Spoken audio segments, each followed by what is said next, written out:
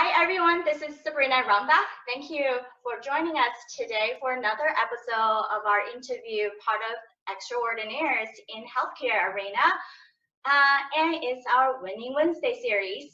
Today, I'm lucky to have Miss Leigh Ann Hartman with me, and she's one of our cardiovascular acute care directors for nursing, and she's been working with Houston Methodist for probably 7 years or more. Yeah. 7 years. Yeah, it's been a long time. And then she got her bachelor degree also in health administration. Mm-hmm. Yeah, awesome. So let me ask you, what brought you to the field of healthcare professional compared to everything else out there that you could have done? Well, I think that it really has to do with what your vision and your mission in life is. I think once you figure out what it is that makes your day to day, how can you help other people? And one of the biggest industries is nursing. So there's lots of ways you can help take care of people and help people. So it's usually a very challenging experience when people come in with whatever diagnosis and disease processes they have, can be very overwhelming. So I think I find it very encouraging to be a part of that process for people, to be able to improve, what they understand and how they can cope. Yeah, that's wonderful. In your journey, besides being the clinical side of things, which you still do a lot with patient care, but what drove you to wanting to have that leadership position? Well, that's a good question. So I originally fought leadership. I did not think that was my career objective.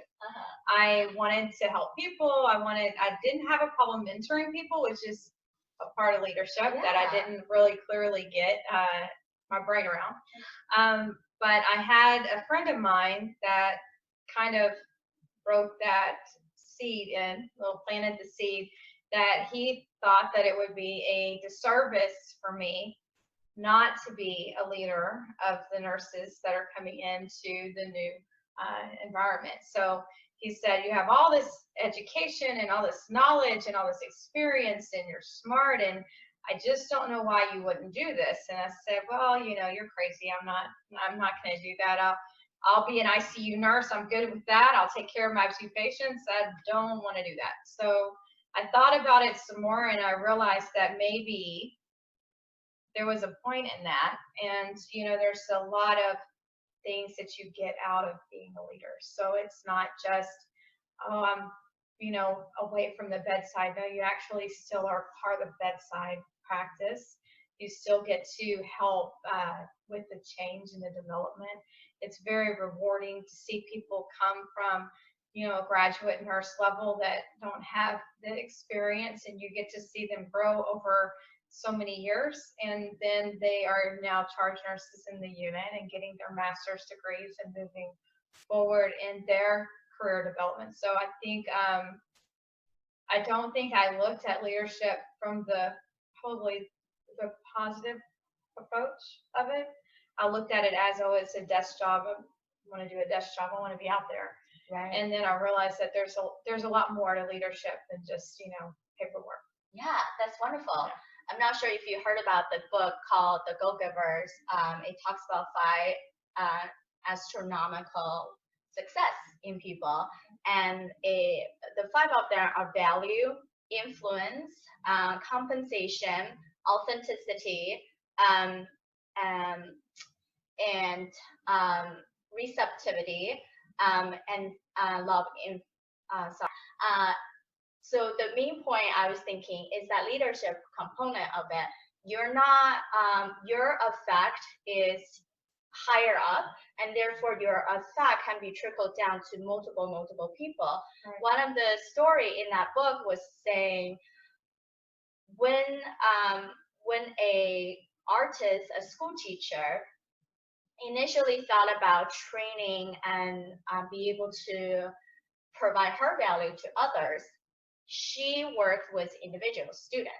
And she thought the creativity, when you remove your barriers, right, like the constraint of your brain, then you become more open to thinking about outside the box. That's correct. Yeah, and then the story goes, she has all these executives in a art room doing clay pots, painting, and then that's the best moment for them to think about a great idea that can carry out to the entire organization. So yes, leadership can be like, oh, I'm just thinking about organization, who I deal with, some of the perceived as job. But when you have that positive influence, you can affect so many people. That's very true. That's very true. Yeah. I mean, I really had no idea what I was getting into when I went into leadership. And I believe that through the years, I have been evolving over the years and branching out even more than what I was when I first came through. It was a little green and naive in the beginning. And then I realized that there was a lot more to it. And it's nice to help create change. And it's nice to help be a part of, problem solving and how can we make things better.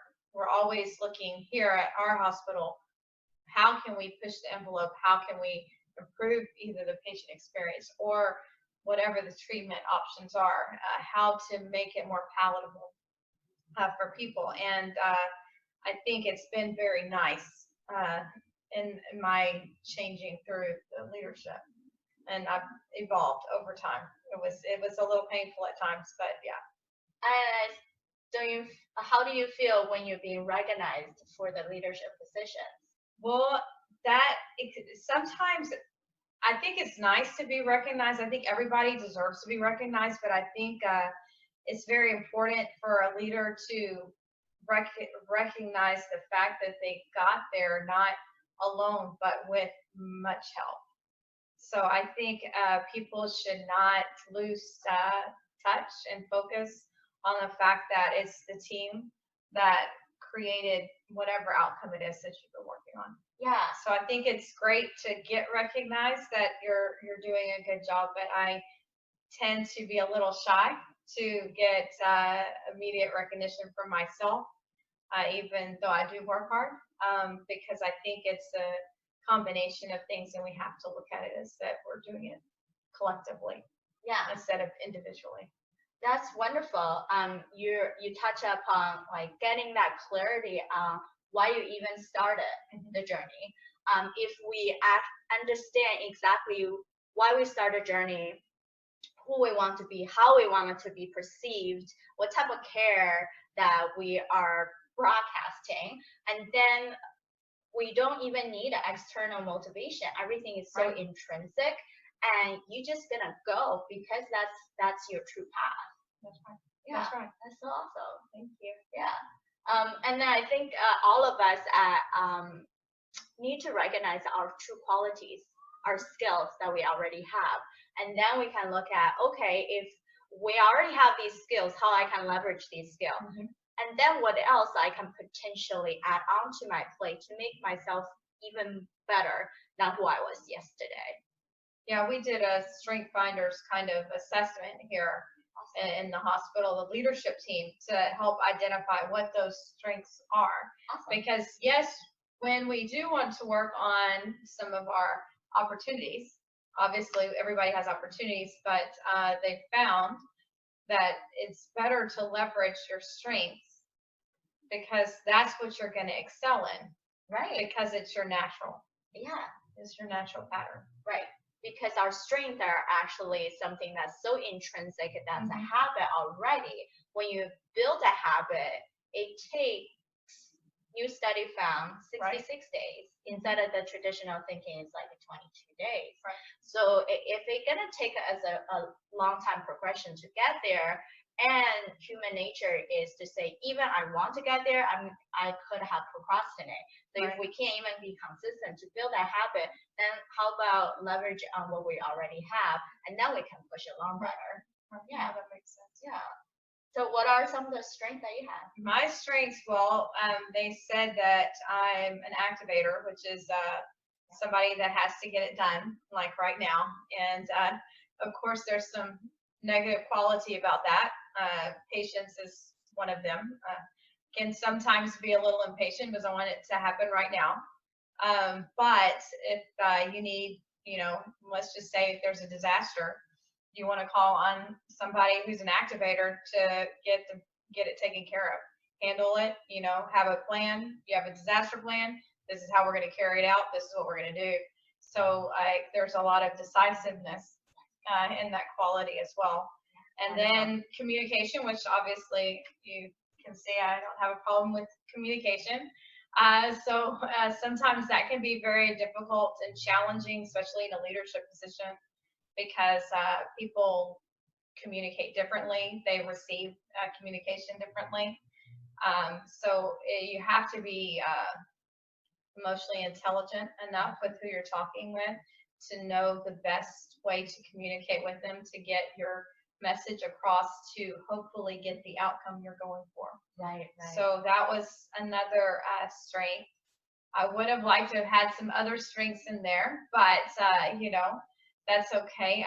The ones that I was shown, being a learner is another, which I probably will be a lifelong student for the rest of my life. That's okay. I think if I stop learning, then I am idle. And there's so many things in the world that I don't know. And I think it would be a waste of my person and my experience in life by not trying to learn more. Exactly. That's so key. So your true qualities, we need to have all that balance out, right?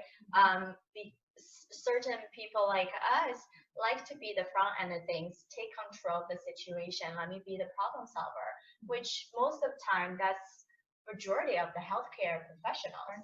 We got into the field because we wanted to figure out that symptom and give you the what could be the cause of it, and then how can we then diagnose with it, testing, labs, imaging, right. And then give us some of a probable cause that disease process, then we can actually do something about it. Right. But that's such a logical thinking. Right. But most things in life are more intrinsic.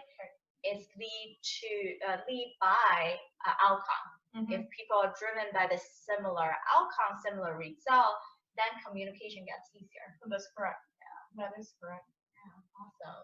Yeah. So how do you feel from a work environment and being a mom? How do you balance everything? It can be very difficult. I think that I do a good job balancing my family life and my work life. I had a difficult time with it when I first went into leadership because still a little green. I didn't know really how to balance it. When you go into a new position, you tend to dive in. Yeah.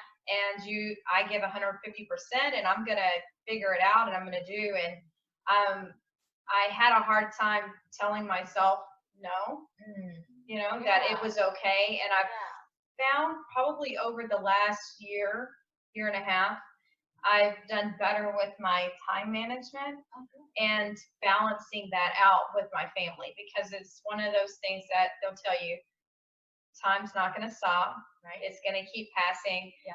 All of these things are things that you can still do tomorrow. So I've learned to pace myself. I've learned to prioritize my things in the day. And then I've learned to tell myself that it's okay, that I'm going to be okay. The job is still going to be here when I get here tomorrow. And if I can't get through it today, it's okay. I can pick it back up tomorrow. And then I have become much better about not working 12-hour shifts every day. So I get out of work within a timely time frame. And then I go home and I dedicate my time to my kids. So I make sure that the children get what they need, and I'm there for them emotionally. We go through their homework, make sure that everything's set up for the next day. I try to have a clear plan for that, because I don't want to wake up and be running in the morning, right? You want to have a plan for it. And then recently, my daughter decided to do cross country this year. Not really too sure what made her decide to do that. Maybe her buddies, I guess. peer pressure goes a long way. And I decided that if my child can do this, then I probably should do the same thing, because I'm supposed to be setting an example. So I have been on the treadmill every day for 2 weeks, minus one. We won't talk about what happened on the one day that I wasn't there, but every other day I was on the treadmill, and I've done well with that. And I think because I have made sure I set time aside to do those things, I'm doing better for myself. So I feel like my soul is becoming more, I don't know if pure is the way to say it, but I'm getting back to myself and what's important for me. And I think because I've been doing that, I've been able to do better for other people as well as my family. That's wonderful.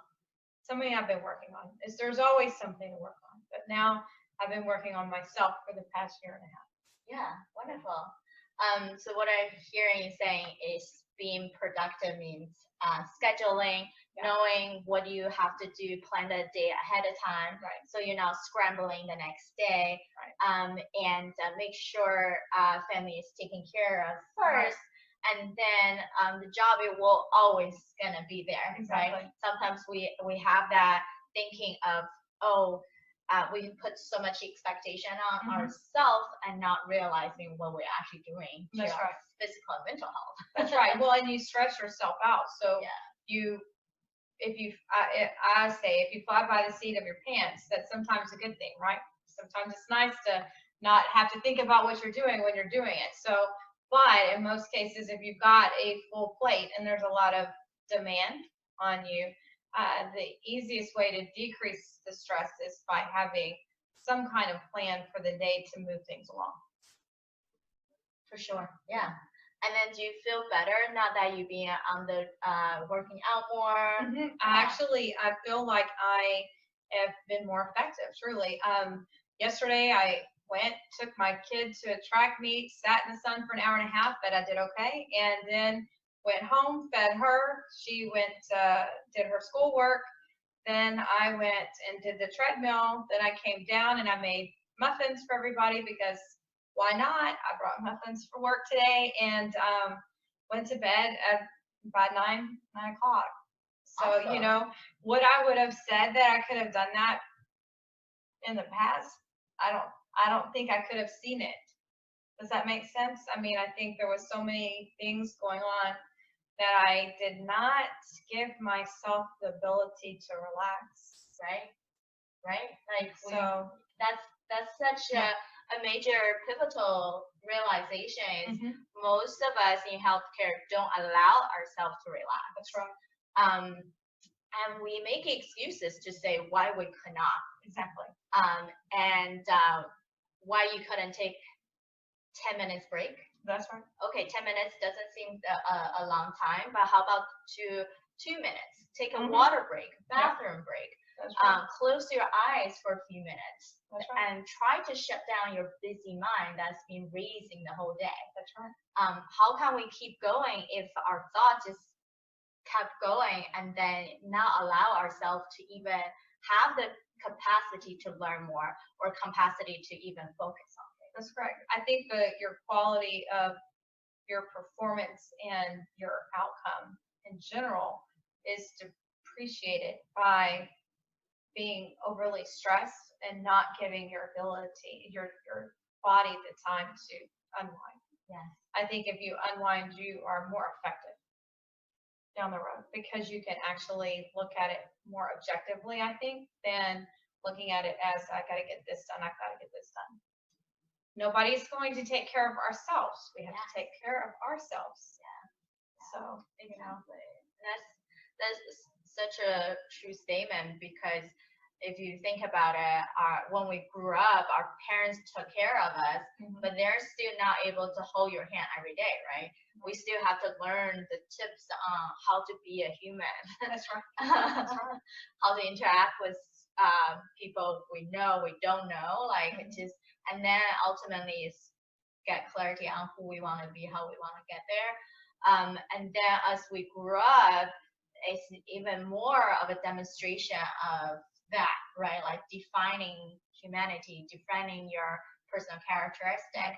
And I think that's one of the main reason I wanted to go into peak performance is that there are plenty of people in healthcare love their job and have a life. So clearly people figure out how to do it, but I wasn't in a state to do that. Right. And I think at that time, yes, I was working 80 hours, and you stop thinking at all. You just You're doing the motions. Yeah, going through the That's motions. And to take control to say it's not the system, it's not the administration. Yeah, they're part of it, but ultimately it's my ownership to who I am. Exactly. And then when I make those changes and be able to start learning, going to summit, things are a lot cleared up. Right. And so when I built my holistic life assessment, which Leigh Ann took, and we'll share with the viewers in a second, life is composed from multiple pillars. And the 10 I built out are career achievement, financial intelligence, life mission, your quality of life, your love and relationship, your social support, and physical and mental health are two different things. And ultimately your personal characteristics, part of that personal development that we were talking about. So of course when we're sick, you're not going to be able to perform anything, right? You just pooped out. Versus if your brain is buzzing, you're having a headache, you're not going to concentrate. And if you're having an argument at home, then you're also not able to think about, like, should I be a better person? No, at that time you're so upset, right? You're not even thinking clearly. So when we're looking at every area of our life, the point is honor the struggles we've gone through, the achievements we have accomplished, and then looking into, okay, these are the area that I didn't even know that was weekend, right? And now we can set new goals. Sounds like a plan. Yeah, awesome. So our assessment demonstrated that Leigh Ann's highest categories are in her personal characteristic, her life mission, career development, and then the last one, the least amount was in financial intelligence. So anything that's surprising to you? That actually isn't surprising to me. I mean, I probably would have rated myself that way too.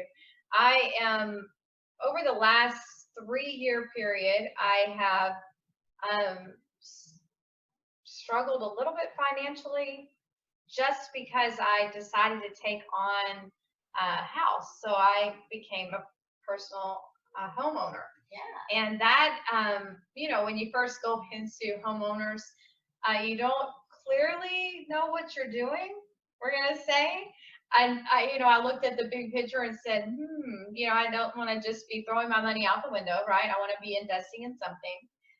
So my brother pushed me along the way and said, I think you should do this. I think you should come live out here next to us and, whatnot. So I did it. But, what I realized is that there's a lot more to homeowner than I had really had it planned for, right? So if I had been as prepared, I probably would have been a little bit more financially prepared for the different things that come up with owning a house. So there's some trial with that. I have been a single parent for a while, so there's sometimes struggle, we'll say,